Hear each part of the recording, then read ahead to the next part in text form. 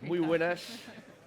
Después de la animosa mesa anterior, he de deciros que ante ustedes hay 5 abogados.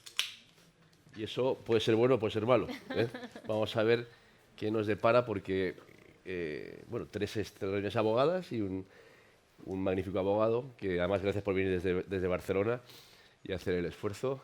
Y yo solo modero. En esto de decir que en este caso el moderador no va a opinar y sabe mucho menos que ellos, con lo cual vamos a intentar hacer de esta mesa una mesa animada, dinámica, de diálogo y por supuesto también vamos a permitir que cualquiera de vosotros pueda hacer preguntas de inquietudes, experiencias, dudas, para que también el público pueda participar con alguna intervención y alguna pregunta, porque yo creo que estamos ante una gran oportunidad de preguntar a quienes están en el día a día en los juzgados.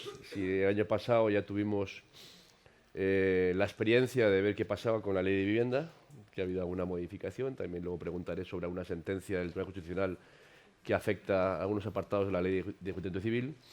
Este año pues, ya llevamos desde el 3 de abril, con la entrada en vigor de la ley 3/2025, la ley 1, perdón, de 3 de enero, la ley 1, empezamos bien el año con la ley que es de eficiencia procesal, también conocida como ley MASC. Y para ello tenemos la suerte de contar con profesionales de primer nivel que están, como decía antes, en el día a día y viendo un poco cuál va a ser la reacción. Estamos un poco expectantes porque es pronto para tener resultados, pero ya empezamos a poder hacer de pitonisos y saber por dónde van los tiros. Para ello tenemos a Juan Carlos Lopera, que es el director de asesoría jurídica de siniestros de ARAC.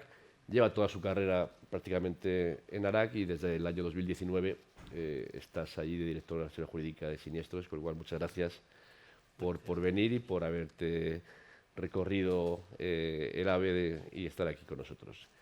A su derecha está Ana Barriga. Ana Barriga es colegiada también desde el año 2008 y es, aparte de abogada especializada, es of counsel de despacho García Pía Abogados y también ejerce de árbitro en temas de arbitraje en España, en temas relacionados con el sector inmobiliario y el despacho García Pía Abogados, gran conocedor y amigo también de OESA, pues lleva muchos años también en el día a día del sector inmobiliario y los arrendamientos.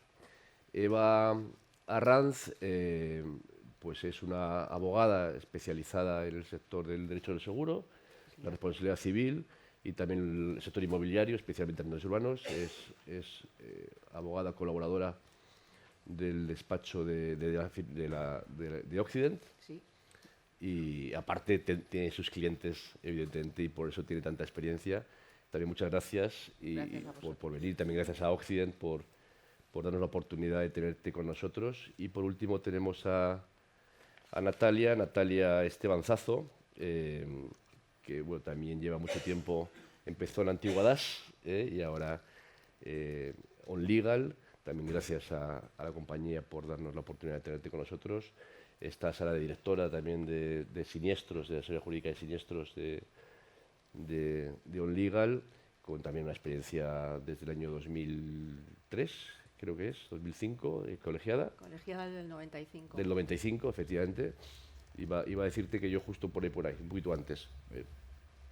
Y bueno, también nos vas a contar un poco tu experiencia desde el punto de vista de la compañía aseguradora y como abogada de calle en los juzgados.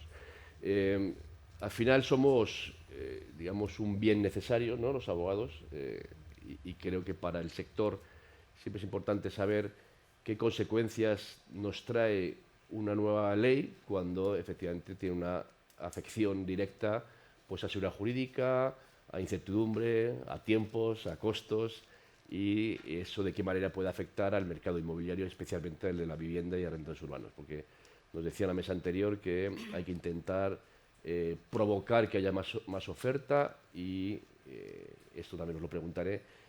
Pero esta ley de eficiencia procesal, que viene a ser una ley que lo que marca es un requisito de procedibilidad para poder instar demandas en materia civil y social y en casi todas las materias, a las que no me extenderé. Quería haceros una primera pregunta sobre, primero, ¿Qué nos dice esta ley? ¿Qué medidas o qué métodos alternativos nos está exigiendo la ley para poder acceder? Y en una primera impresión, después de estos 2 meses y pico de la entrada en vigor, ¿qué balance podéis hacer? Y si no hay un balance todavía real por el tiempo que ha transcurrido, ¿qué pronóstico hacéis? Si puedo empezar, voy a empezar contigo, Juan Carlos. Bueno, muchas gracias lo primero, un placer que me hayáis invitado. Y para entrar rápido en materia, pues por desgracia el balance ahora mismo es relativo, porque todavía estamos esperando que los juzgados nos admitan o inadmitan las demandas que ya se han presentado desde que entró en vigor el pasado día 3 de abril. Llevamos ya pues 3 meses prácticamente, 2 meses y medio de vigencia de la medida, que nos obliga antes de presentar la demanda tener que plantear una negociación, nos ceñimos al ámbito en el que estamos, al inquilino, en materia de desahucios.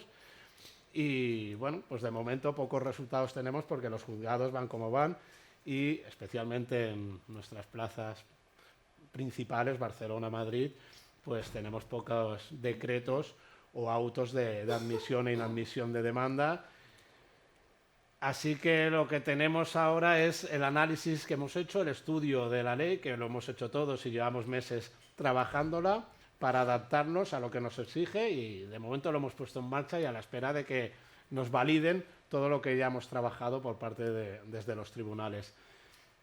Yo quiero pensar que no va a ser tanto como al principio estábamos asustados, que realmente cuando leímos esto en Reyes, como regalo de Reyes, la ley, el roscón de Reyes se nos atragantó porque realmente era una ley que impactaba en toda la esencia, a priori, de lo que es la gestión extrajudicial y la judicial de los temas. Insisto, nos ceñimos al impacto de los procedimientos arrendaticios.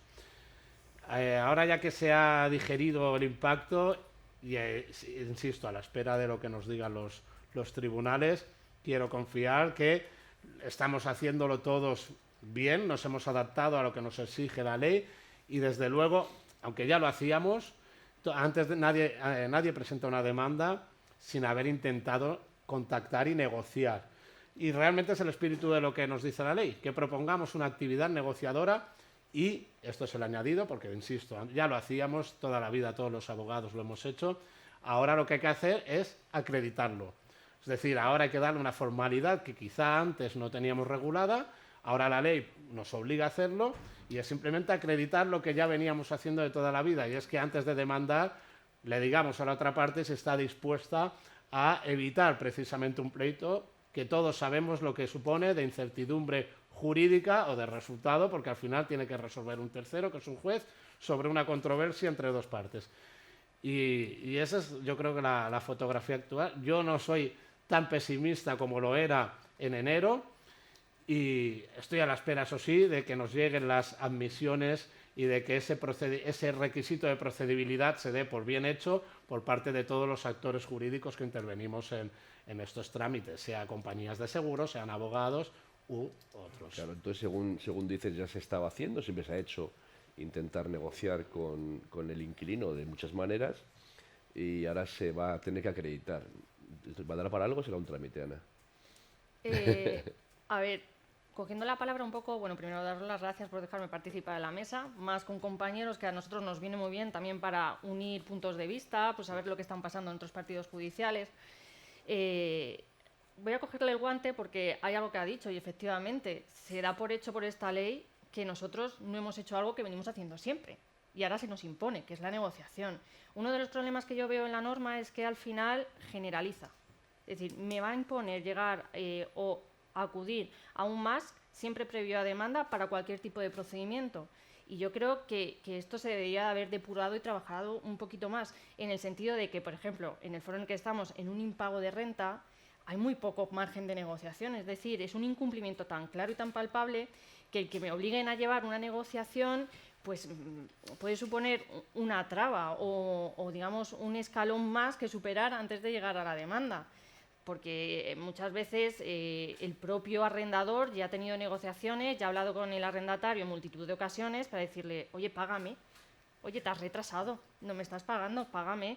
Entonces, el tener que documentar, porque además la ley se refiere a acreditación documental, tener que documentar todo ese trámite previo que seguramente ya han hecho, pues va a suponer un plazo adicional. Cuando ha habido margen de negociación, tanto las propias partes como los abogados, siempre se ha intentado llegar a una negociación. Cuando un cliente llega a nuestro despacho con un procedimiento en el que decimos, uy, aquí no sé, no lo tengo del todo claro, hemos sido los primeros que hemos levantado el teléfono y hemos hablado con el abogado contrario y hemos dicho, venga, vamos a intentar llegar a un consenso y evitar el procedimiento judicial, que no se dé por hecho que nos gusta ir al juzgado. Es decir, nosotros somos abogados y podríamos tener incluso un interés más egoísta en decir, pues venga, pues llevo un procedimiento, pero una parte, o sea, hay distintos perfiles de arrendadores, pero un arrendador persona física que no ha tenido contacto en su vida con un juzgado, no quiere ir a un juzgado, lo va a evitar. Y si hay alguna vía de evitarlo, ya la habrá llevado él a cabo. Entonces, esa es, digamos, mi crítica o mi punto objetivo a la norma, la generalización.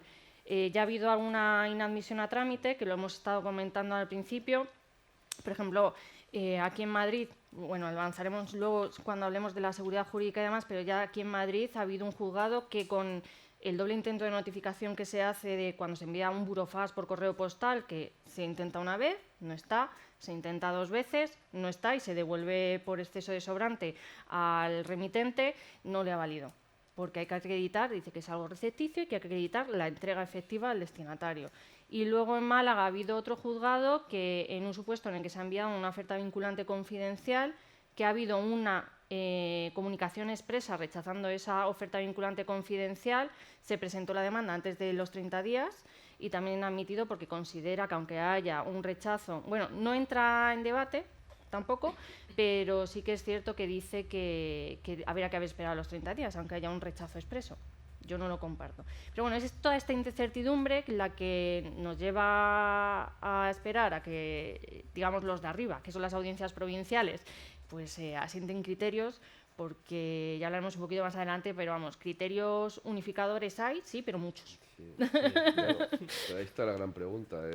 Si hay una inadmisión, ¿qué merece la pena? ¿Iniciar otro procedimiento o ir a apelación que tardan 6 meses en resolver? Claro, estamos en tema de tiempos, eso es importante. Un poco, no sé si a lo mejor Eva quería ahondar un poco más en eso. Pues eso es lo que ha generado que desde marzo, o sea, en marzo hubiera una avalancha de presentaciones de demandas y a partir de abril estén los decanatos parados. ¿Por qué? Porque tenemos miedo a cómo presentar la demanda, qué documentación, mando la carta, me contesta, puedo decir si me ha hecho una oferta, ponerla, es una oferta confidencial, lo tacho, envío el acta, no me la firma, aporto el correo electrónico, hago una declaración. Bueno, yo llevo 2 meses haciendo cartas, comunicaciones y presentar demandas, cuando en el despacho estábamos presentando de 3 a 5 demandas semanales más o menos. Pues en estos 2 últimos meses hemos presentado, me parece que han sido 3 o 4 demandas en 2 meses, con lo cual, y muchos compañeros me dicen, uy, tú ya has presentado demandas, yo todavía estoy parada. Entonces, ese es el primer efecto de esta ley. Sí, sí. El miedo que nos ha generado. Claro, eso no que sí significa es que no se vayan a presentar. No, se están retrasando. Claro, y Pues luego. estaba la sonrisa de las compañías de seguros diciendo No. Y luego, en el tema ya más concreto del arrendamiento urbano, lo que yo sí que creo que efectivamente cuando te llega un cliente al despacho, oye, quiero echar a mi inquilino porque no me paga, nadie quiere gastarse dinero en un abogado y luego sabe que cuando se mete la demanda ya sí que deja de cobrar y además le genera la incertidumbre de estar luego después tener que buscar otro inquilino cuando consigue el lanzamiento. Y la parte de lanzamiento es la que yo no veo que haya posibilidades de negociar. Una vez que hay un impago, y no es un retraso, me está impagando 3 o 4 meses cuando te llegan al despacho, lo que es el objeto esencial de la demanda de desahucio, que es el lanzamiento y la recuperación posesoria, ahí yo veo muy difícil negociar.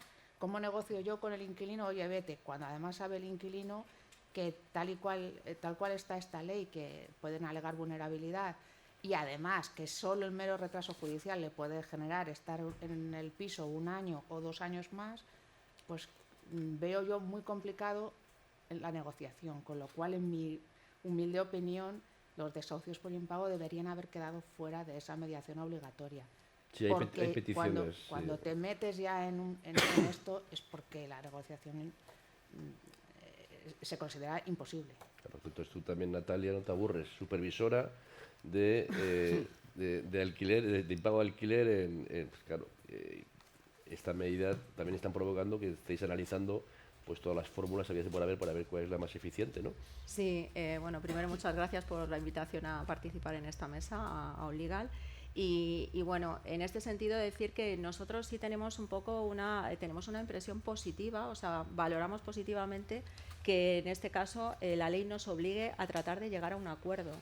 Es decir, Onlegal siempre ha potenciado la vía amistosa, ¿no?, como solución de conflictos, y nosotros esto lo vemos también quizá como un reto para los arrendadores y arrendatarios de tratar de llegar a ese acuerdo antes de finalmente tener que llegar a la vía judicial, ¿no? Entonces, sí que es cierto lo que comentáis vosotros y estoy de acuerdo en muchas cosas de las que habéis dicho, pero sí que también considero que este método de MASC nos va a permitir, en cierto modo, descongestionar los tribunales, con lo cual, a la larga, aunque no solamente sea el MASC como medio de resolución de conflictos específicamente para el alquiler, nos puede ayudar a agilizar la duración de la tramitación de los procedimientos. Es decir, si llegan menos demandas a los juzgados porque en todo el ámbito civil se intenta llegar a acuerdos, es posible que los desahucios, pues cuando los presentemos, vayan más rápidos. Entonces, desde ese punto de vista, consideramos que puede ser positivo. También es cierto que llevamos muy poco tiempo desde que entró en vigor la ley, y para valorar el impacto hay que esperar unos meses para realmente ver qué consecuencia puede tener en el mercado. Claro, porque ¿qué pasa si de repente, en respuesta a ese ofrecimiento, ahora veremos los diferentes tipos de ofrecimientos que también cada uno decide una fórmula distinta, pero ¿qué ocurre? Ahora empiezo por ti. Si el inquilino dice, vale, sí, quiero un acuerdo y ofrezco una cantidad, pero el arrendador insiste en que no, a mí me deben 100, páguense 100, ¿podría haber una posibilidad de inadmisión o desestimación? Bueno, ¿Qué pensáis en esto? ¿Hay una obligación de bajar No, o sea, lo que tienes es la obligación de intentar ese acuerdo, es decir, tienes que iniciar ese proceso negociador. El MASC, digamos, lo que te obliga es a escuchar a la otra parte, que muchas veces esto no se hace, porque pensamos ahora mismo en el impago de alquiler únicamente cuando el inquilino deja de pagar la renta porque no la paga, porque no puede, pero hay otras circunstancias. A veces no te paga la renta porque el propietario no le arregla la caldera, por decir algo, o porque tiene humedades y tiene un conflicto. Es decir, hay que analizar toda la casuística para realmente ver cuál es el real motivo de conflicto, ¿de acuerdo? Que a veces sí que es el impago de la renta. Entonces, no necesariamente, o sea, el arrendador tiene que decir o tiene que estar obligado a condonar parcialmente la deuda. Hay distintas opciones, puedes llegar a un fraccionamiento de pago, pero esto no implica, si finalmente no llegas a un acuerdo, pues el MASC se da por terminado y se presenta la demanda. Y de las diferentes medidas, yo aquí tengo apuntadas, pues negociación directa, mediación, que también puede ser ante el registrador o el notario, conciliación privada, experto independiente, oferta vinculada confidencial, derecho colaborativo. Ahora paso a Eva un poco, cada compañía o cada despacho, ¿qué recomienda según sea un particular, según sea un gran tenedor? ¿Qué medida es la mejor? ¿Cuál es la más rápida? Es que es verdad que depende del caso concreto y del tipo de cliente que tengas y del arrendatario, porque efectivamente en otro tipo de conflictos que no sea el impago, porque ahora sí que se está dando el supuesto en el que, a ver, yo normalmente tengo la óptica del arrendador que no cobra, pero sí que es verdad que tenemos al inquilino al que quieren echar porque su renta es baja. Y como el mercado está subiendo, el arrendador no le está haciendo la obra, no le arregla la caldera, el inquilino, en mi opinión por error, deja de pagar, pero ahí se genera un conflicto que no es realmente de impago. Entonces, en esos casos sí que la negociación directa, o a lo mejor con una mediación, sí que ayuda al arrendador a entender que no le puede echar y que tiene que arreglarle la caldera, y al inquilino le ayuda a decir, oiga, yo tengo que pagar la renta y ya veremos si le hago una comunicación, si le descuento el coste de la caldera. Entonces, es en ese tipo de casos que realmente no es un conflicto, digamos, finalista, de no te pago, te tengo que echar. En este tipo de conflictos una negociación a través de un mediador puede funcionar. Ese mediador tiene un coste. El ICAM, por ejemplo, está obligando a las partes a pagar ese coste de la mediación al 50% y no es un coste demasiado alto. Pero claro, para un inquilino sí que puede generar mayor gasto. Por eso digo que es muy importante saber quién es tu cliente, quién es el arrendador, que normalmente te llama solvencia, y el inquilino. Y desde luego, en caso de impagos, en mi opinión, lo que mejor va a funcionar es la oferta vinculante, pero por rapidez, porque la negociación directa puede llevar a que el inquilino me conteste, que me diga que me va a pagar, y eso me genera 2 o 3 meses de idas y vueltas. Y sin embargo, con la oferta vinculante, en 10 días me tiene que decir si me la acepta o no. Y yo, en el 100% de los casos de los arrendadores, aceptan descontar deuda con tal de que se vayan. Las llaves es lo que más vale. Es lo que más vale. Yo prefiero perder un mes de renta, le perdono un mes, 2 meses. Y la oferta vinculante no estás obligado a hacer esa reducción de deuda. Le puedes ofertar, te lo cobro sin costes de mediación, yo asumo los costes de mi abogado y además no te voy a cobrar intereses. Y te voy a dar 20 días para irte o un mes. Eso es una oferta vinculante válida. Pero si además viene reforzada con y te perdono un mes de renta para que puedas hacer la mudanza, en las rentas antiguas, que yo he llevado muchísimo, yo empecé en arrendamientos desahuciando rentas antiguas. Con el cambio del año 94, Las transitorias. Claro, También. yo entré en el 90, terminé la carrera en el 93, en el 94 salió esta ley y Eva se encargó de hacer las actualizaciones de renta y me convertí en la experta en arrendamientos urbanos del despacho, recién colegiada. Y ahí, bueno, se me va el hilo, pero a lo que voy, la oferta vinculante son 10 días y en 10 días o me la acepta o me voy al juzgado. Eso, 10 días desde la notificación, es lo más rápido, en mi opinión. Ana, con grandes tenedores, y para ponerlo todo en contexto, también explica al auditorio, si puedes, las consecuencias de la sentencia del Tribunal Constitucional de 29 de enero de este año, que anula los apartados 6 y el 6C y el 7 del artículo 439 de la LEC, para un poco explicar qué afección tiene esa sentencia del Tribunal Constitucional también con la ley de eficiencia procesal. La verdad que la última vez que estuve también en una ponencia vuestra fue porque me llamasteis para hablar de la ley de vivienda. Ahora de los más, espero que la próxima vez sea para hablar más positivamente de algún cambio legislativo de cara a lo que es el día a día en los juzgados. Pues sí, efectivamente, en enero nos hubiera alegrado más si no hubiéramos tenido unos reyes tan encantadores. Se publica una ley, o bueno, ya tenemos noticias a mediados de enero de que ha habido una sentencia del Tribunal Constitucional sobre un recurso que interpuso el grupo del Partido Popular en relación a todos aquellos requisitos que afectaban a grandes tenedores, porque esto era principalmente, de hecho, los artículos que se han anulado o los apartados de artículos que se han anulado es solo respecto a grandes tenedores, pues todo aquello que imponía a los grandes tenedores con carácter previo a la interposición de la demanda a hacer una valoración o a acreditar la vulnerabilidad de la parte demandada. Es decir, a los grandes tenedores se les exigía, además, no sé si alguno estaría aquí, pero yo me acuerdo que pusimos un cuadro con plazos y demás, que al final se cumplió, casi todos los juzgados se acogieron a esa fórmula temporal, en el que el gran tenedor, antes de interponer una demanda, tenía que remitirse a las administraciones competentes, que nadie nos decía exactamente cuáles eran, esto fue toda una aventura, y decirles, oiga, mira, tengo este problema, ha llegado una expiración de plazo, tengo un impago de la renta contra estos inquilinos, por favor, hágase una valoración sobre si existe una situación de vulnerabilidad y en el caso de que existiera esa situación de vulnerabilidad, había que acudir a una conciliación también ante la administración competente, ahí estamos, y ver si pues se podría conciliar aquello. Esta fórmula, de hecho, seguramente sea utilizada, intenté utilizarse como más, pero me comentaba Juan Carlos antes que no lo habían aceptado. Había aprovechado una situación, en una demanda de desahucio, se había aprovechado que se había intentado, antes de la nulidad de ese requisito de trámite para los grandes tenedores, antes de la presentación de la demanda, pero como se había realizado, se había aportado a la demanda indicando, oye, mira, yo ya he intentado negociar con el inquilino en el sentido que le hice un requerimiento para que autorizara que servicios sociales interviniera a valorar su situación de vulnerabilidad. y como tengo esto, lo tengo documentado porque se hace formalmente, se le envía un burofax al inquilino, pues aprovecha y se presenta la demanda. Pues el juzgado ha dicho que no, que esto no es un intento real de negociación, que era otra cosa, que era un trámite obligatorio para grandes tenedores, pero que no es lo que considera ese juez o ese letrado de la Administración de Justicia una negociación. Y no le han admitido, no se ha admitido esa demanda a trámite, pero se ha recurrido, ¿eh? Bueno. Se va a insistir. Pues ya nos tendrás informados. Ya os informaré.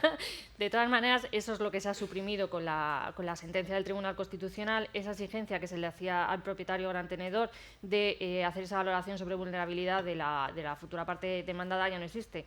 Y no existe porque al final lo que intenta, o lo que entiende el Tribunal Constitucional es que es una medida desproporcionada para la finalidad que se persigue, porque es que además esta ley de vivienda, que la verdad que cuando has dicho lo de Reyes, digo Reyes, San Juan, siempre eligen alguna fecha para introducir estos cambios legislativos. Esa ley de vivienda que se publicó en mayo de 2023 lo que viene a introducir no solo este requisito previo a demanda para grandes tenedores, sino que también se hace una modificación bastante sustancial en el artículo 441.5. Vamos a intentar hablar para que nos entiendan, porque nosotros muchas veces pues somos complicados de entender y lo sabemos. El artículo 441.5 de la ley lo que hace es esta vulnerabilidad, permite suspender 2 o 4 meses, dependiendo del perfil del arrendador, el procedimiento por una situación de vulnerabilidad de la parte demandada. Es decir, en aquel momento, antes de esta sentencia, teníamos que hacerlo antes, pero luego cuando presentábamos la demanda nos admitían a trámite, se libraba de oficio por el juzgado a los asuntos sociales, oiga, revise, o sea, tengo aquí un informe que me dijeron que era vulnerable o no, porque la mayoría de las veces no contestaban, y se hacía otra vez un incidente, podría darse la situación de darse un incidente de vulnerabilidad en el que nuevamente se volvieran a valorar y ponderar las situaciones de vulnerabilidad de la parte demandada. Entonces teníamos como 2 trámites para lo mismo. Pues esto es un poco el reproche que hace el Tribunal Constitucional. Es decir, oiga, si usted tiene otros mecanismos para hacer esto, no ponga trabas a la tutela judicial efectiva, es el derecho que tenemos todos a llevar nuestros procedimientos o nuestros litigios al juzgado, dicho muy llanamente, y hágalo usted por otras vías administrativas, por los medios que correspondan, y se anulan. Entonces, eso supone que lo que nos llevaba más o menos un plazo de 2 meses, y digo 2 meses porque presentábamos instancias, nosotros además en la política que hicimos en el despacho es presentarlas todas a la vez, es decir, tanto las de vulnerabilidad como las de intermediación. Entonces, pues 2 meses dejábamos transcurrir, nadie contestaba allí y nos iba. Nadie contestaba, pero es cierto que antes de la sentencia, a mí en enero ya me estaban empezando a contestar. O sea que por esa parte, alegría. ¿Qué ocurre? Que enlazándolo con los más, ahora, a ver si somos puramente prácticos, bueno, prácticos no, sobre plazos de ley, que dice la ley, porque el problema no son los plazos de la ley, yo creo que el problema puede venir por inadmisiones, realmente lo que nos alargue los plazos, pues hombre, para un gran tenedor la ley de vivienda suponía mínimo 2 meses y ahora estamos hablando que cualquier invitación o una oferta vinculante confidencial que no es contestada, pues en 30 días yo puedo presentar la demanda y digo, oye, mira qué bien, pues de 2 me paso a 1 y todos contentos. Pero yo tengo mis dudas, y me tengo mis dudas por el tema de que, al igual que nos pasó con la ley de vivienda, que había mucha incertidumbre y hubo mucha prueba-error, pues porque además ni siquiera sabíamos dónde dirigir las comunicaciones, creo que aquí también vamos a entrar en ese mar de prueba-error, de qué medio va a ser más válido, no para nosotros, sino de cada juzgado, para decir, porque yo cuando nos preguntas antes qué medio elegirías o por qué medio te decantarías por un tema de impago, pregúntame a final de año, porque es cuando yo tendré referencias de los que deciden. Tus clientes te van a decir, dime qué hago. No, mis clientes están eligiendo de todo. O sea, yo tengo ahí opcional. Por eso te digo, pregúntame a final de año que ya tendré yo ahí como más datos o ya iremos. O sea, todo esto yo creo que también, antes decía el presidente o sea, que me ha apuntado el nombre, Miguel Ángel Gómez, datos. Pues datos, o sea, que haya un reflejo. Pues lo que yo digo, ponernos en común la información que vamos recibiendo y decir, pues mira, no están admitiendo las ofertas vinculantes confidenciales, pues lo que he dicho antes, porque no constan entregadas, y ojo que yo en algún criterio unificador he dicho entregadas al destinatario. Es decir, que si yo voy a la casa y se la entrega a la madre, al hijo, eso no vale, tiene que ser al destinatario. Que bueno, para hacer coordinar horarios va a ser complicadita la cosa. Pues hombre, pues podremos decir categóricamente, pues funcionan mejor las ofertas vinculantes confidenciales. O no, mejor la negociación. Pues oye, pues tenemos esa vía. Entonces, poder darle también un servicio al arrendador, en este caso, porque normalmente quien incumple es el arrendatario, o al arrendatario, en casos de que el incumplimiento sea el arrendador, pues un mayor asesoramiento, un asesoramiento más eficaz, que es lo que nos priva ahora la incertidumbre. ¿Y estáis viendo que hay ya arrendadores que estén prefiriendo esperar a tener datos para alquilar? Claro, imagino que no. Antes, en la mesa anterior se hablaba de muchas viviendas vacías que no se alquilan. Yo, fijaos que es esa afirmación que viene de años y años, no acabo de creérmela, me parece casi... Pues yo sí me la creo Sí, sí. y discrepo, porque el problema de la vivienda vacía, que hablaban de las herencias, no están todas en el centro de Madrid, que se pueden luego alquilar por 3.000 euros. Están en Parla, en Fuenlabrada, en poblaciones en las que los alquileres a lo mejor son 800 euros. Una rentabilidad, pues eso, 6.000 euros netos, 5.000 al año. Si yo tengo un piso heredado que no se ha reformado en 40 años, porque era de mis abuelos, de mis padres, con el alza, que eso no se ha hablado, el alza de los costes de construcción, que están disparados, ahora mismo reformar un piso de 80 metros son 40.000 euros. Para que yo recupere esa inversión de 40.000 euros en un piso de alquiler, con el riesgo de luego no cobrar ese alquiler, o sea, tengo que asumir que voy a estar 5, 6, 7 años para recuperar la inversión en ese piso, y con el riesgo de que no me paguen y que se me quede 2 años sin pagar. Conclusión, tengo el piso cerrado. ¿Qué pensáis de esto? La rentabilidad del alquiler, el CAPEX. ¿Sí? ¿Un micrófono podéis tener por aquí para...? Yo creo que tenéis ganas de aportar. Y ahí sí que las administraciones públicas podrían ayudar, con aportando créditos cero o asumiendo ellos los alquileres. Porque no me vale que me digan, no, te pago 2 años de seguro de impago. A mí eso no me vale, porque la duración del contrato es de 5. Yo necesito una garantía de pago durante 5 años. Y eso se consigue siendo el Estado o la comunidad autónoma quien suscriba el contrato. No sé si eso es muy atrevido, pero yo quiero contratar con alguien que me pague. Y luego tú solo alquilas a quien quieras. Y no me importa que sea por menos dinero. Eso sí sería una solución. Asumir el riesgo del impago la propia administración, no los particulares. Que la administración asuma el riesgo del impago del alquiler. Claro, a mí como particular que me paguen. Y luego la administración que se pelee y que le eche. Yo pongo mi piso a disposición porque lo quiero alquilar. Nadie quiere tener un inmueble de 100, 200.000 euros vacío, con los costes de comunidad de propietarios, con los costes de impuestos, y lo tengo vacío sin que me genere rentabilidad. Yo no quiero eso, pero si me tengo que gastar dinero en invertir, en arreglarlo, y luego no me van a pagar y voy a tardar 2 años en echarlo y encima tengo que pagar a un abogado, lo tengo cerrado, que por lo menos va subiendo de precio. Claro, estás asumiendo que el mercado es un mercado donde se incumple, hay un riesgo alto de incumplimiento. En ciertas zonas sí. La realidad, los números nos dicen, si estáis de acuerdo me lo decís, si no, no. Yo siempre que me hago preguntas levanto la mano a que sí y el no para no decantarme por ninguna de las respuestas. Y ahora te voy a dejar que intervengas. En principio parece que el mercado de arrendamientos urbanos está subiendo a unas medias del 12 al 15% anual, más o menos, en lo que es, iba a decir nueva producción, nuevos alquileres, pero es verdad que parece, los datos señalan que hay menos incumplimientos que nunca, que estamos en frecuencias por debajo, iba a decir, del 1,5, del 2% sobrado.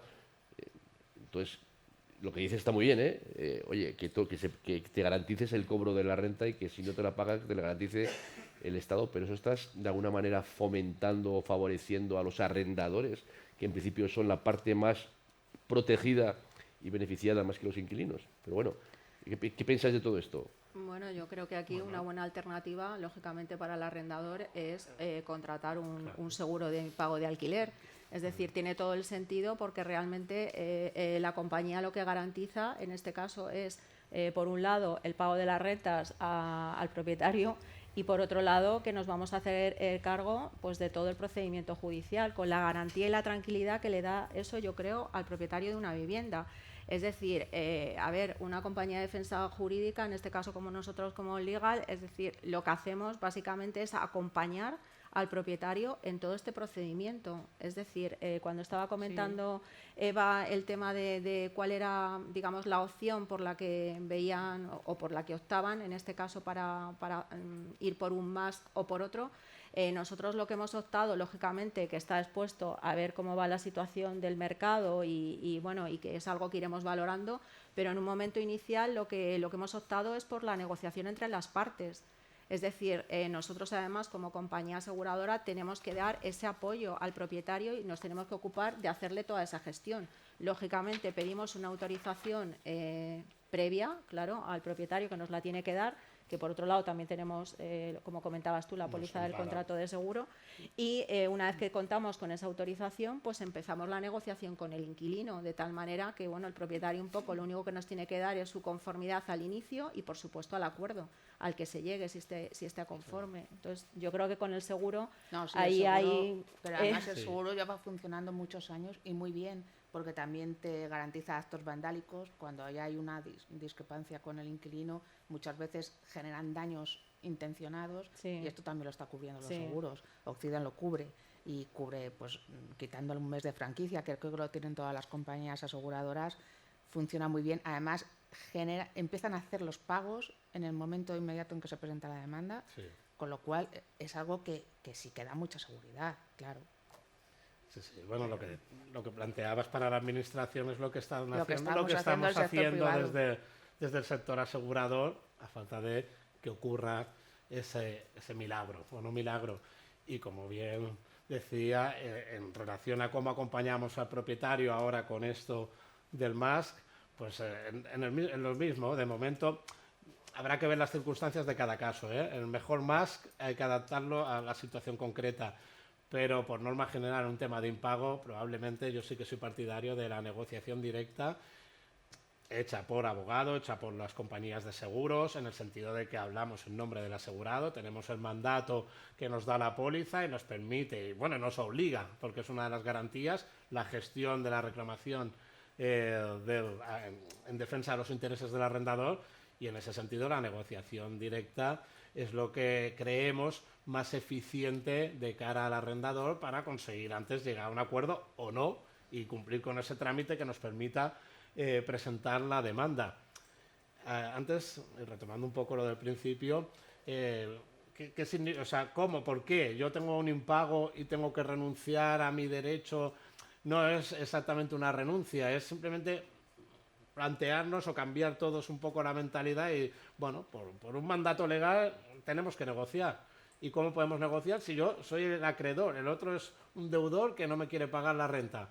Pues hay fórmulas, las hemos estado más o menos comentando y yo creo que todos vamos por ahí, pagos fraccionados, incluso a lo mejor proponerle no te pago los intereses, luego ya veremos si esto los juzgados no nos lo interpretan como una trampa, que siempre buscamos donde agarrarnos y que no constituye una auténtica negociación, pero de entrada, oye, yo tengo el derecho a cobrar la renta y con intereses y le digo al inquilino deudor que, oye, si no me paga, pues, si me pagas el principal, te perdono los intereses.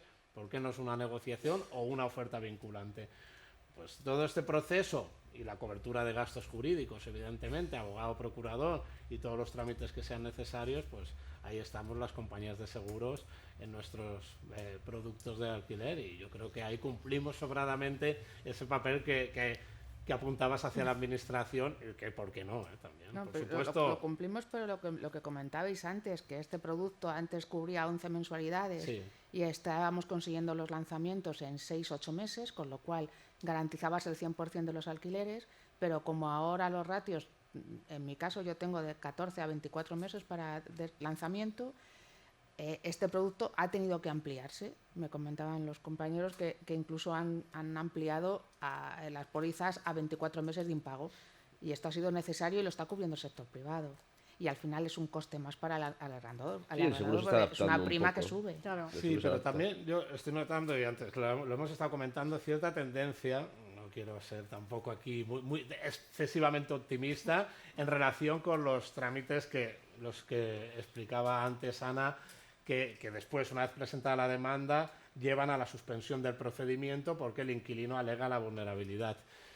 Esto yo creo que se está poniendo cierto coto y la tendencia, o por lo menos es a ponerle orden y realmente hacerse el análisis correcto desde la instancia judicial, ¿eh? Me refiero, sí que ha habido una época, especialmente desde la pandemia hasta la llegada de la ley de vivienda y un poquito más, en la que era solicitud de vulnerabilidad por parte del inquilino, suspensión automática del procedimiento. Hemos estado hablando antes entre nosotros y todos hemos detectado esa tendencia a la que los tribunales han dicho tenemos unos límites también. Y afortunadamente ya no toda solicitud de vulnerabilidad va acompañada de la suspensión del procedimiento, sino que se hace un verdadero análisis de la situación y si hay una realidad de vulnerabilidad del inquilino. Por lo tanto, otro dato para el optimismo dentro de la situación compleja que nos encontramos actualmente los abogados cuando reclamamos impagos. Luego podemos hablar de los plazos medios. A lo mejor, efectivamente, las compañías se están adaptando y están ofreciendo productos de mayores y mejores coberturas, pero si analizamos luego los plazos medios, a lo mejor hay una sorpresa y no están mucho más allá de como están hace 2 o 3 años. Pero si tú querías hacer una reflexión. Bueno, buenos días. Te presentas y... Sí, yo soy Pedro, tengo una inmobiliaria aquí en la zona de Mirasierra. Llevo del año 97. Cuéntanos qué dicen tus clientes, qué es lo que Pues bueno, yo tengo al hilo de Eva, tengo unos clientes que son 8 herederos, ¿vale? Y tienen el piso cerrado. Y es por eso mismo, por el tema de la reforma. Está dinamitado, no se ponen de acuerdo y está el piso paralizado. Y es que no lo quieren vender por temas sentimentales y tal, y está parado. Y no hay solución. Entonces, la solución es una reforma, pero es que tampoco quieren. Y ahí está.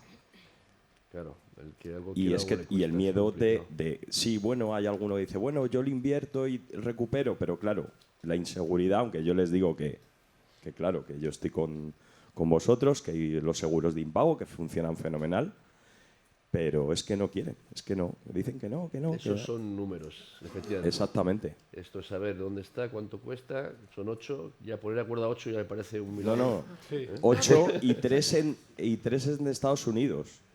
Pero realmente ahí Javier, antes el director de vivienda, decía que no nos ha dicho cuáles, pero sí que nos ha dicho que se está trabajando en crear instrumentos para potenciar la salida de este mercado privado, porque tanto María José como Miguel Ángel han dicho que ha caído un 25%. Y yo sí tengo sensación en el despacho de que muchas personas, propietarios arrendadores que se han visto inmersos en un procedimiento de desahucio, luego no sacan la vivienda al alquiler. Y además, bueno, unas veces es sensación y otras veces es confirmación, me lo dicen abiertamente. Sí. Aun teniendo seguro, no teniendo seguro, porque para ellos no es una experiencia agradable. Y en estos supuestos, pues es una lástima que se haya ido la administración ahora, pero sí a lo mejor también en administraciones locales, reduciendo un poco ese círculo, pues el hecho de ir a esta familia y decir, pues mira, yo os voy a dar este aval, este préstamo, o incluso voy a someter, voy a llevar a cabo esa reforma, siempre y cuando esa vivienda quede dentro del mercado alquiler con unas limitaciones que sean pactadas especialmente y se ofrezca a una familia que lo necesita, alquiler social, pues sería una opción, que es lo que planteaba un poco Eva, y lo que dice Eva en algún ayuntamiento sí se hace. O sea, yo eso sí lo he visto, esa fórmula, de que son ellos quienes gestionan realmente el alquiler y dan coberturas. De hecho, un poco María José lo que nos dice es eso, porque ellos pagan ese alquiler. Lo que sí a lo mejor discrepa un poco... En de Madrid quebró. Ya, ahí vivía yo. Pues es lo que quiere decir... O sea, yo lo que discrepo un poco es que esa cobertura tenga que ser de 5 años, porque realmente no están 5 años impagando. O sea, al final, una buena cobertura... Hasta. No, pero el hasta siempre lo tienes. Al final la póliza va a tener un periodo de cobertura por duración del contrato. Es cierto que yo sí que he visto, y tal vez más últimamente, que pagan el primer mes y la fianza y luego ya no pagan nada más, que para mí eso ya casi es una estafa más que un procedimiento de impago, pero normalmente sí que hay, o sea, está el inquilino profesional del impago, que ya lo sabemos todos y lo sufrimos, pero luego sí que hay gente que realmente no paga porque no puede. Entonces eso es una situación puntual que se produce. A esos no se les echa. Lo habitual es que no se les eche. Normalmente en esos casos es que como nosotros acuerdo. dependemos de la voluntad de la arrendadora y poco podemos hacer. Sí que es cierto que siempre se llega a ese pago aplazado, Hay que también diferenciar. Yo es que trabajo mucho con otro perfil de arrendadores que tienen más viviendas, entonces es complicado porque se pierde esa personalización del contrato, de ese contacto directo en el que yo llamo directamente a mi arrendador, oye, que no me funciona el agua. Pues mañana tienes ahí un fontanero. De hecho, hay muchos arrendamientos donde la gestión la hace un tercero, que puede ser una Claro. inmobiliaria o puede ser una empresa, y no hay ninguna relación arrendador-arrendatario. Ni siquiera firman el contrato. Entonces ahí, claro, Claro. es complicado que la ley más pueda tener algún tipo de virtualidad, porque van a pura rentabilidad. Digo, Ese perfil opta por las ofertas vinculantes confidenciales. Es lo que está ¿Opta por haciendo. cuál? Por ofertas oferta. vinculantes confidenciales, que es confidencial. O sea, Sí. o sea, confidencial menos en costas, que en costas se puede levantar Exacto. toda confidencialidad. Claro, porque en esos casos el arrendador cobra siempre.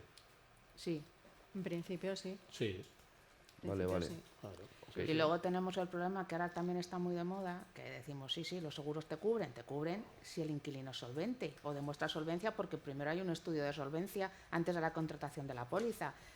Y entonces es lo que nos están diciendo en la televisión, que es que hay racismo inmobiliario. No es verdad, pero si es una persona sin arraigo, que tiene un contrato de 1.000 y pico euros él y 1.000 y pico euros su mujer, Mm. como los dos salarios mínimos son inembargables, al final no vas a poder cobrar. ¿Qué pasa si la póliza, si la compañía de seguros estudia esa solvencia? No le va a dar cobertura, no va a aceptar el riesgo. Ya, pero te garantizas el que no haya un incumplimiento. Voy a ¿no? preguntar al público. Que no se admite no se llega a contratar la póliza. Claro, pero te garantizas que el inquilino va a ser solvente de cada Claro, contrato, porque claro. es que también Claro, se dan pero- situaciones en las que... No, si eso es lo correcto. Claro. El problema es que a estas personas, a las que ni siquiera las compañías de seguros les quieren avalar, porque es casi un aval, ¿qué haces con ellas? Que son los que están compartiendo 6 personas un piso. Muchos extranjeros que no consiguen un alquiler y están compartiendo piso muchas personas. Es un problema Hay muy de serio. todo. Mercedes quiere decir algo. Hola, ¿qué tal? Buenos días. Bueno, soy Mercedes Robles, no sé si me oyes, sí, directora general de Renta. Algo sí puedo comentarte respecto a lo que has dicho de la cobertura de las compañías aseguradoras cuando el inquilino es solvente.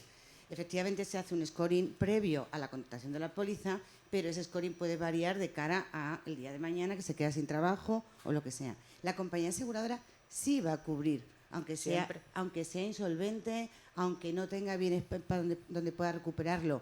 Lo que te dice la compañía en algunas pólizas es, si es insolvente, no tenemos obligación de ejecutar la reclamación dineraria, es decir, no tenemos que ir a hacer averiguación de bienes, porque sabemos que es tirar dinero nosotros porque no vamos a localizarlo, pero el propietario va a cobrar siempre el máximo asegurado, aunque sea insolvente. Sí, me refería a que no llegaba a contratarse la póliza. O sea, que se pone una barrera baja. Ah, bueno, si es insolvente Claro, previamente, no, claro. Claro. Que es, obviamente, porque la aseguradora Y aún tiene así, que, como sí sabéis... que hacemos la averiguación patrimonial, ¿eh? Yo la hago siempre.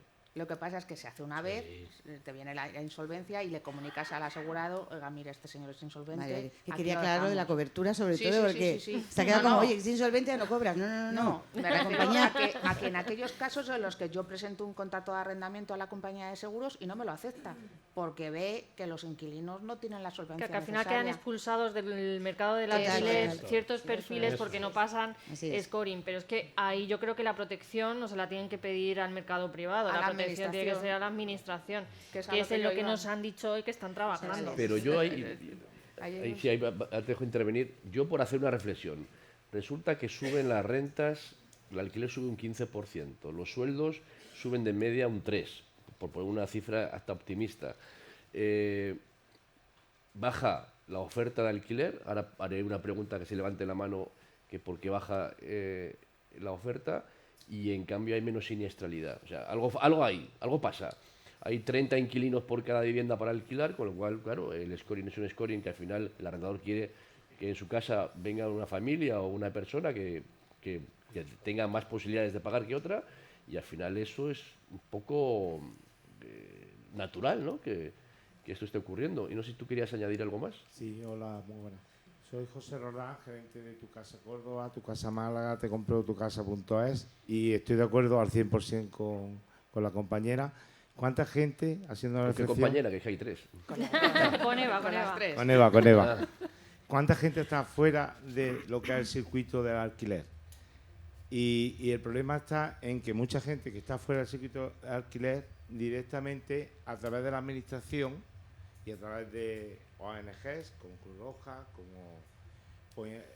se comprometen a unos pagos a colocar a este tipo, a estas personas que tienen el mismo derecho que todos a tener vivienda, a colocarlas dentro del circuito. El problema está que una vez que colocan dentro del circuito, directamente al cabo del tiempo pues se acaba lo que es el seguro, por supuesto no se le puede hacer, y se le acaba lo que es la garantía. Entonces esa gente se queda dentro de la vivienda.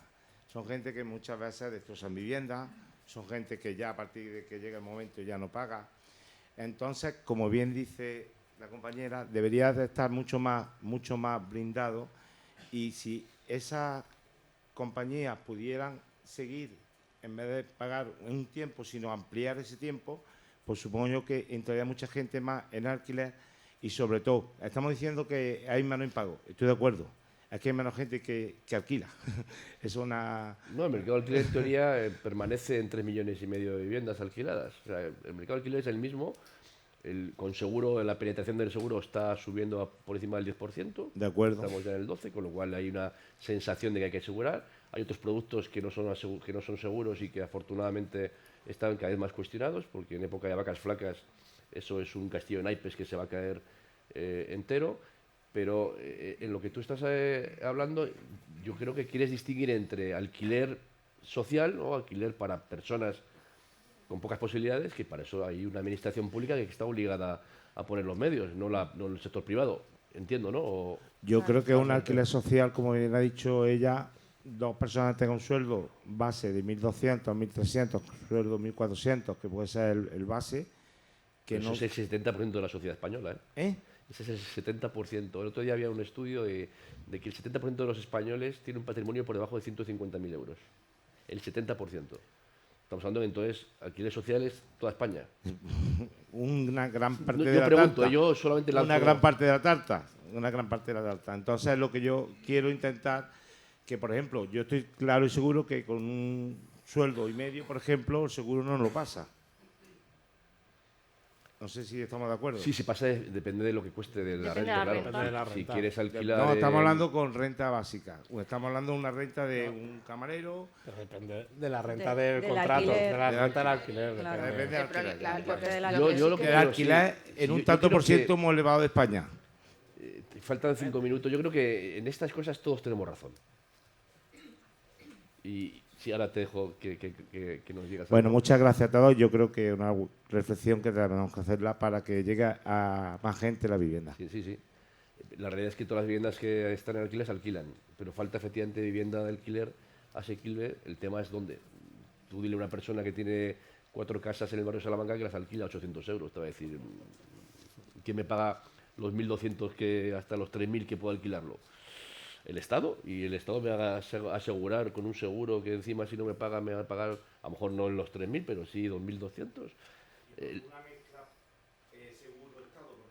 Sí, no, pero una solución en Cataluña, que creo que en Cataluña hay una norma que obliga a que haya un porcentaje en el mismo edificio de... Sí. Sí, sí. Y no sé si está funcionando o no, luego nos cuentas. No, si de nos dices momento- quién eres... De y- momento no. Sí, el problema es que falta vivienda. Claro, porque sí, la es que- manera de majar, o sea, en ese supuesto de unas rentas de unos 2.800 entre los dos, que es lo que nos expones, para que puedan acceder a un seguro de alquiler, habría que bajar el precio de la renta. Y yo creo que el precio de la renta, si no hay una oferta, no va a bajar. Entonces, ¿qué pasa? Tenemos la ley de vivienda, tenemos la ley más.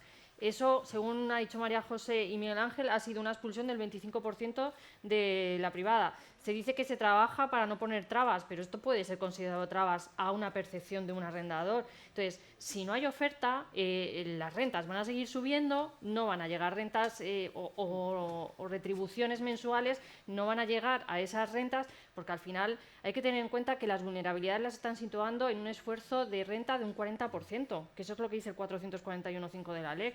Entonces, obviamente, para acceder, o sea, el operador, lo que son seguros o operadores que trabajan en el mercado, van a exigir que el esfuerzo sea inferior, para que no se produzca esa suspensión de vulnerabilidad, saquemos vivienda al mercado. O sea, si es lo que están diciendo que están haciendo, pero no se ve tanto. O sea, yo circulo mucho por carretera y siempre me fijo, a lo mejor estoy obsesionada con el tema de la vivienda, pero yo veo que se tendría que construir mucho más de lo que se está construyendo ahora. Si tú sacas vivienda, baja la renta y esas personas que cobran 2.800 euros entre los dos, que como dices, que ese 60-70%, no tendrán problemas para pasar scorings.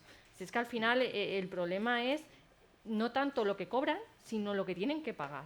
Ese es el problema. Y lo que tienen que pagar no va a bajar hasta que no haya más oferta, porque es que esto es mercado puro. Oferta, demanda, ya está. Entonces, si no hay oferta, pues esto sube y no va a haber un límite. ¿Por qué? Porque además, si pido 800 me los pagan, si pido 900 me los pagan, si pido 1.000 me los pagan, pues al mes que viene pido 1.300. Y así estamos, pero es que esto es mercado. Y por eso el plazo medio de alquileres ha pasado de 2 años y poco a casi 4 años, porque nadie se quiere ir de la vivienda. Claro. Sí, por favor. Sí, buenos días. Mi nombre es José Luis, trabajo en una SOCIMI. Mi pregunta es un poquito por desconocimiento, es decir, el tema de la vulnerabilidad es un tema muy importante para que la oferta aumente, es decir, el miedo que tiene la gente a esa calificación de vulnerabilidad. ¿Existe un procedimiento para instar la salida de la vulnerabilidad? Porque me da la impresión de que eso es lo que falla actualmente. Yo he tenido muchos casos de gente que está declarada vulnerable, que tienen un trabajo después, que tienen unos ingresos, que te dejan de pagar durante 2 años, siguen sin pagar, realquilan una habitación y a ti no te están pagando. Instar que salgan de la vulnerabilidad a la zona normal del resto de españoles es muy complicado. O no existe el procedimiento, no lo sé. La reversión existe. En ejecución, claro, siempre ejecución. puedes alegar el cambio de situación familiar. Los jueces muchas veces cuando lo alegas te dicen que ese no es Hay un problema. criterios unificadores ya, Tienes que ir a asuntos sociales. Y en asuntos sociales te dicen que a ti no te van a responder a esa situación. No, pero Bueno, Nosotros pero lo hacemos ya a través del juzgado. En la Sí, ejecución, Claro. es decir, si estamos ya en la ejecución del procedimiento judicial, lo que ahí intentaremos será, lógicamente, intentar la averiguación patrimonial, que de hecho es una de las cosas que los abogados habitualmente en las ejecuciones, pues cada 6 meses vamos presentando un escrito para ver si la situación ha cambiado, lo que dice la ley con unos términos así un poco rimbombantes, si ha venido a mejor fortuna. Entonces, eso es lo que nos permite en algún momento conseguir cobrar. Pero yo creo que se refiere al lanzamiento más que a la ejecución. A la fase previa. Claro, a ver, cuando es cierto lo que está decía... suspendido, entiendo que está suspendido por vulnerabilidad. Claro. Y volver a... Es cierto lo que tú decías antes, que cuando, o sea, una solicitud de suspensión en periodo cercano a COVID, 2020-2021, era automáticamente una suspensión. Ahora no, ahora les piden aportar todos los documentos del artículo 6 del Decreto Ley 11/2020 y todo. Y si no se las acuerdan. Yo tengo suspendidos de antes de Claro, esto, ha salido unos Todavía criterios los hay, unificadores de jueces de Barcelona que dicen, o sea, esos criterios unificadores no son ley, pero sí son unas directrices que se suelen seguir y que se dice que nos permite revisar la situación de vulnerabilidad. No lo hacen en todos los partidos judiciales, pero sí que es cierto, nosotros en el despacho llevamos asuntos en toda España. Yo las estoy pidiendo diciendo primero, a mi juicio a día de hoy, que se puedan seguir suspendiendo procedimientos en relativos al COVID, entre comillas. Y además tengo el 441.5, que es otro tipo de vulnerabilidad. Vaya a asustar 441.5, no me pida ahora el COVID, que ya no tiene sentido, porque además a lo mejor son contratos que se firmaron después, hablo de contratos de 2022, 2023. Segundo, les digo, yo también tengo un derecho, que es el derecho a la propiedad, y bueno, puedo entender que una medida acordada por un Real Decreto Ley, que supuestamente es para solventar una situación temporal y extraordinaria, pues hombre, pues tampoco tiene mucho sentido que se venga prorrogando dentro de esos 5 años. Y aparte, que este señor se me acordó la suspensión en el 2020, estamos en el 2025, le puede haber tocado hasta el euromillones, entiéndame. Entonces, sí que me las están acordando y las están alzando. Sí, o sea, las están alzando. Procesalmente, en una situación como la que describe, está claro que ahora sí que tienes herramientas procesales para decir, oye, esto ha cambiado en este caso concreto y en relación con este inquilino. Otra cosa es que tengas todavía procedimientos suspendidos que en los que no se ha reactivado o porque no ha cambiado la situación o porque el juzgado, por lo que sea, no está siendo eficiente. Pero realmente sí que tienes herramientas para decirle, ya está, venga, Sí, va, además, hay que reactivar este procedimiento. Al hilo de lo que comentas, es cierto que antes prácticamente la suspensión era automática, es decir, es que Sí. no miraban casi nada, pero ahora no, es decir, ahora sí que están, digamos, un poco variando el criterio para no prolongar indefinidamente una situación de vulnerabilidad. Porque claro, al final es lo que comentamos, también hay situaciones de arrendadores, bueno, igual si es una SOCIMI no, pero arrendadores que también pueden estar en una situación de vulnerabilidad, porque lógicamente el dinero del alquiler pues igual lo destinan o bien para pagar la hipoteca de la vivienda o bien para la residencia de un familiar porque la pensión no es suficiente. Es decir, o para el alquiler del hijo. Efectivamente. Entonces sí que notamos que en ese sentido parece que los tribunales están variando un poco el criterio, pero bueno, habrá Pues que ir viendo en terminamos todo caso. con esta reflexión de Natalia. Van a estar ahí un café ahora, con lo cual tenéis la ocasión de abordar a los cuatro de la manera que queráis. También estará Mercedes y el equipo de Arrenta para dudas sobre el tema del seguro. Y merece la pena quedarse a las 2 mesas que vienen después, porque el mercado está cambiando, hay nuevas figuras y luego yo no me pierdo en la mesa última, que esa promete también de verdad. Muchas gracias y un aplauso, Gracias. por favor. Gracias. Gracias.